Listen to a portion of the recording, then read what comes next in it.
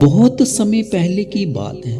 महात्मा बुद्ध शिरावस्ती नगर के पास जेतवन बिहार में ठहरे हुए थे। दूर दूर से लोग उनके दर्शन और उपदेश सुनने आते थे। कोई दुखी था, कोई भ्रम में था, तो कोई अपने पापों से मुक्ति चाहता था।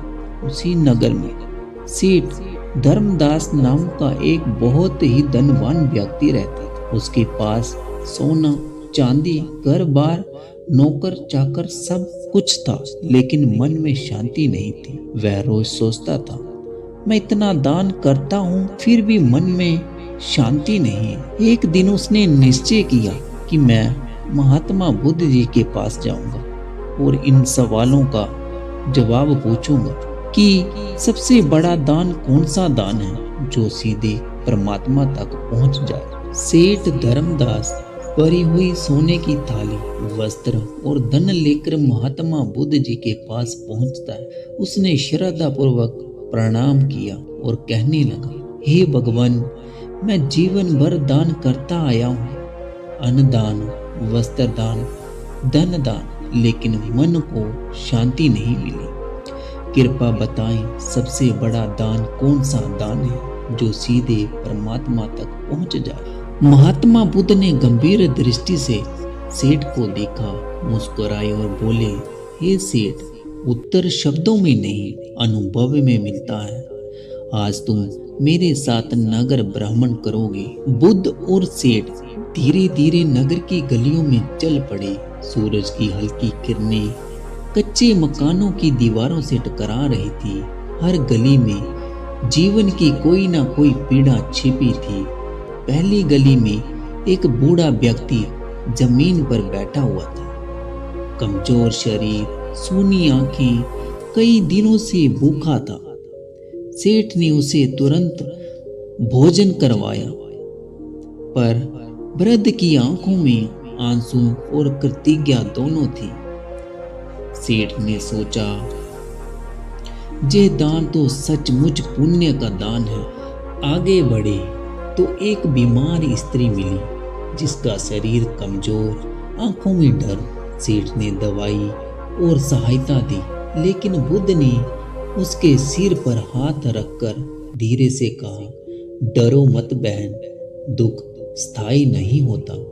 स्त्री के चेहरे पर थोड़ी शांति उतर आई।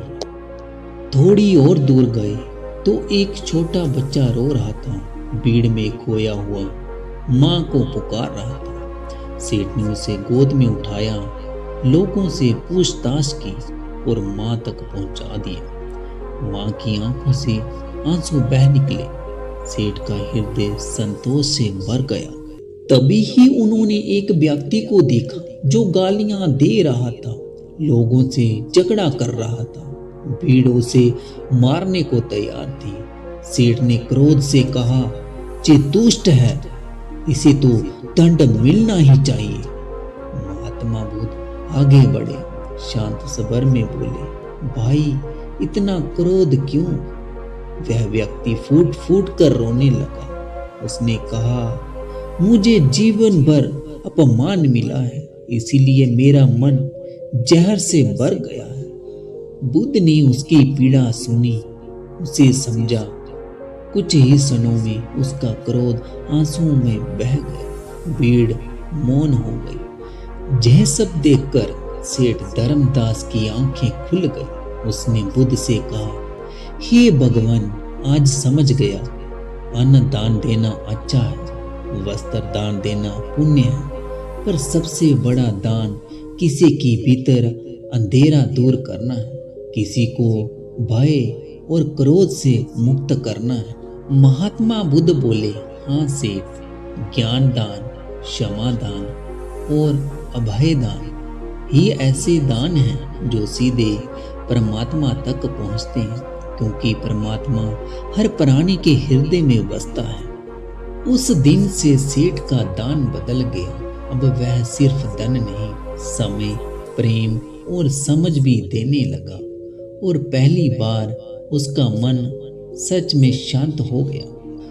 दोस्तों, हमें इस कहानी से ये सीख मिलती है कि जो हाथों से दिया जाए वो संसार तक जाता है। जो दिल से दिया जाए वह सीधा